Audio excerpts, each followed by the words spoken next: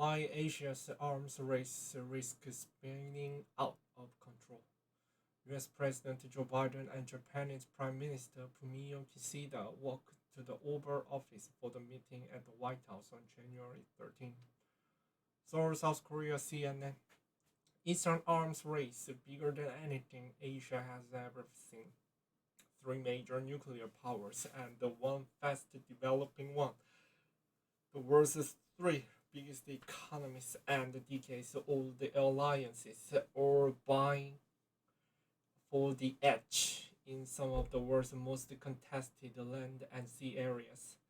In one corner are the United States and its allies Japan and South Korea. In another corner, China and its partner Russia, and in the third, North Korea, with each wanting to be one step ahead of the others, or are caught in a vicious circle that is spinning out of control. After all, one man's deterrence is another man's escalation. We will continue to see these dynamics spiral in East Asia, where we have no measures of resistance, restraint. We have no arms control. Akit Panda, a nuclear policy expert at the Carnegie Endowment for International Peace, told CNN. The visit of Japanese leaders to Washington over the past week only served to highlight the point.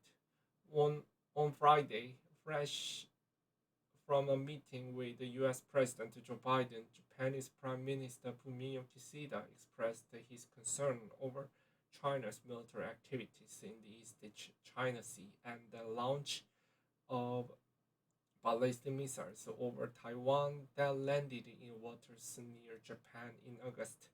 Kishida warned Beijing against trying to change the international order and said it was absolutely imperative for Japan, the US, and Europe to stand united on China. His words came just days after US and Japanese ministers had spoken ominously of the ongoing and accelerating expansion of China's nuclear arsenal. Japanese and South Korea warships joined the submarine USS Annapolis and the US nuclear powered aircraft carrier Ronald Reagan during a combined trilateral anti submarine exercise on September 30, 2022. Yet, according to North Korea and China, it is Japan who is the aggressor. They have seen Tokyo pledge recently to double its defense spending while acquiring weapons capable of hitting targets inside Chinese and North Korean territory. And their alleged concerns will only have grown with the announcement just days ago of plans for new US Marine deployment on Japan's southern island, including new mobile anti-ship missiles meant to thwart any first strike from Beijing. To the US and Japan, such moves are about deterrence. To Beijing, they are escalation. Digging up the past, China claims its concerns are based on the historical regions. It says it fears Tokyo is returning to the military expansionism of the World War II era, when Japanese forces controlled the vast swath of Asia and China bore the brunt. Some 40 million Chinese died and up to 100 million became refugees during the 8 years of conflict with Japan from 1937 to 1945. Beijing insists that plans, which include Japan acquiring long-range counter-strike weapons like Tomahawk missiles that could hit bases inside China, show Tokyo threatened peace in East Asia once again. But critics suspect China has the secondary motive in dragging up historical wound, distracting from its own military build-up. They point out that even as Beijing vociferously rejects US and Japanese concerns about its own bargaining military might, it has been growing its naval and air forces in areas near Japan while claiming the Senkaku Island an uninhabited Japanese controlled chain in the East China Sea as its sovereign territory. In late December, Japan said Chinese government vessels had been spotted in the contiguous zone around the island, known as the Diaois in China, on 334 days in 2022, the most since 2012 when Tokyo acquired some of the island from the private Japanese landowner.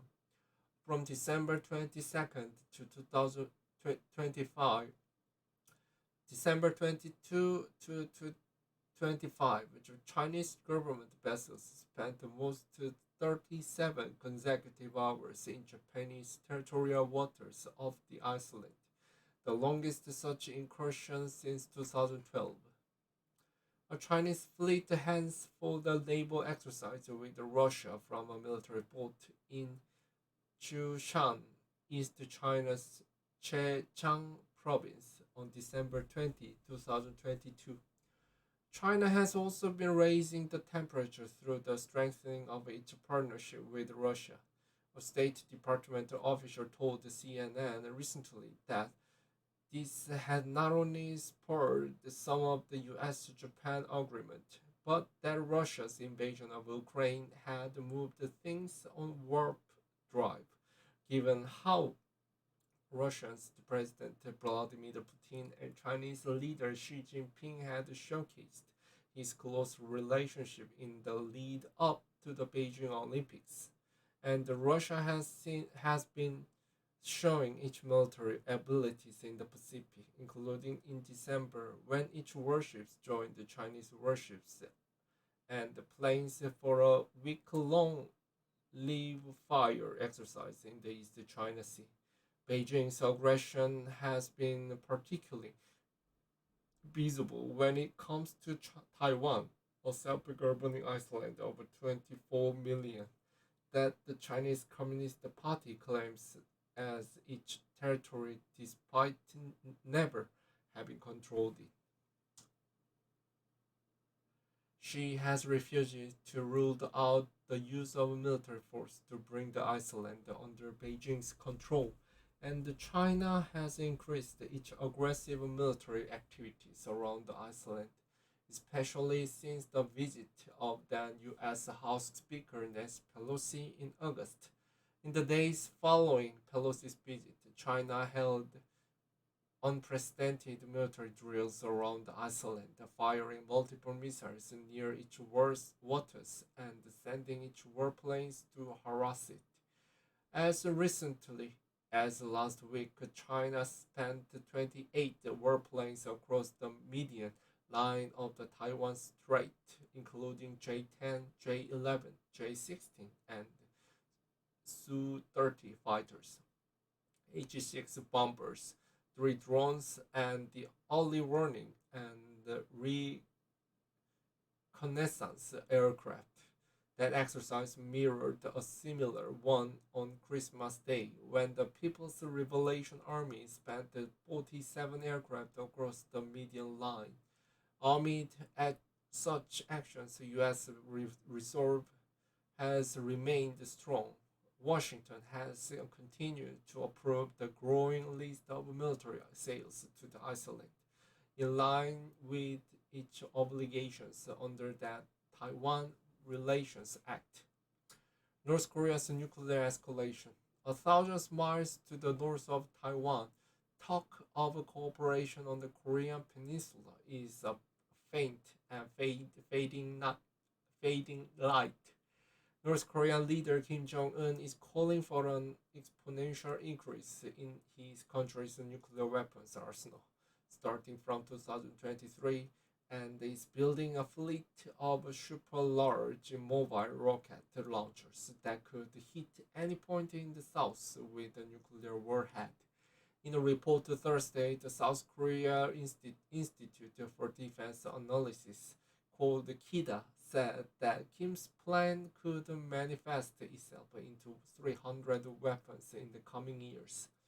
That is a great step up from 2022 when the Stockholm International Peace Research Institute, called the CIPRI, estimated he had 20 assembled nuclear weapons and enough fissile material to make up to 55.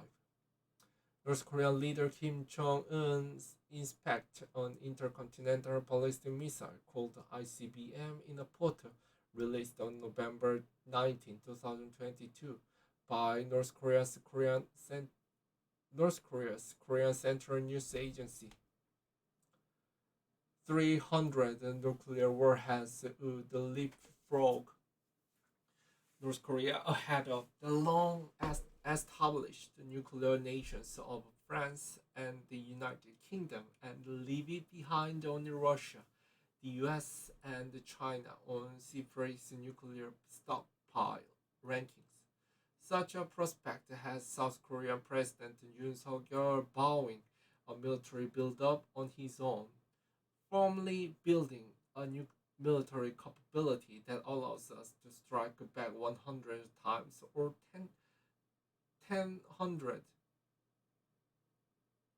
1,000 times more if we are attacked is the most important method for preventing attacks, Yoon said this week in remarks reported by the Yonhap News Service. He even raised the prospect of South Korea building its own nuclear arsenal, suggesting his country could deploy tactical nuclear weapons or possesses its own nukes. The thought of the South Korean peninsula the thought of the Korean peninsula being host to even more nuclear weapons is something US leaders are highly wary of, even if those weapons were to belong to an ally. Developing nukes would also mean South Korea losing some of the moral high ground it has occupied for its adherence so far to the 1992 Joint Declaration of the Denuclearization of South Korea Peninsula, which Pyongyang has repeatedly violated. So, to assure each ally, the US has made clear that Washington's backing of South Korea is ironclad, and all US military assets are on the table to protect it. The United States will not hesitate to fulfill its extended deterrence commitment to South Korea by using a full spectrum of US defense capability, and that extends to nuclear, conventional, and also missile defense. Adam Admiral Mike Gilday, the U.S. Chief of Naval Operations, told the virtual forum of the Institute for Korean American Studies on Thursday. Gilday cited as an example of U.S. support for the South the visit of the U.S. aircraft carrier to the South Korean port of Busan last year. But it's just such a display of one of Washington's most powerful warships in North Korea's backyard that Pyongyang sees as the threat. And so the spiral continues. Still, as Asia's arms race escalates, one thing that has become clear is that the US, Japan, and South Korea will be engaging as a pack rather than isolated individuals. The presence of Kishida and other Japanese leaders in Washington over the past week has provided ample visual evidence of that. The closer that we work together, the stronger that we become. Adam Gilday said of the three-way cooperation during his speech to ICAS. Hopefully, that will convince any potential advisory it it's not worth it to make a move. Preservance is necessary in the face of a relatent, rel- relentless pressure from advisories, he added. We shouldn't be deterred, and we shouldn't lose our nerve in terms of what it takes for all of us to come together.